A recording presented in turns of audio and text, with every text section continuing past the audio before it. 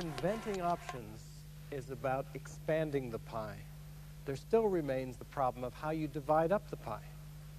How do you deal with differences, opposed interests? What if the customer wants to buy the product for a lower price and you want them to pay a higher price? What if you want a larger size of the company budget and so does the head of the other department? How do you handle those differences? How we handle differences like that, how we divide up the pie, ends up having an enormous impact on our relationship and how we conduct the negotiation. This is the crunch in a negotiation. Usually what happens all too often is people resolve differences on the basis of will and power. Who's stronger? Who's going to dig in more? Who's going to assert themselves more? Who's going to threaten more?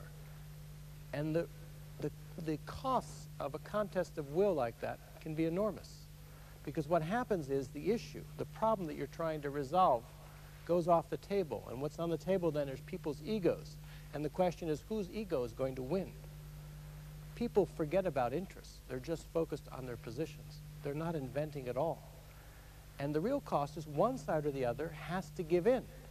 And you won't like to give in if it's you, and they won't like to give in if it's them. And even if you are successful in making them give in, they're going to remember it. And they're going to think about getting their revenge next time.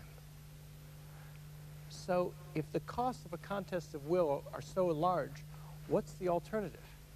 The alternative, what you see successful negotiators use, is they try to decide opposed interests on the basis not of a contest of will, but on the basis of objective criteria.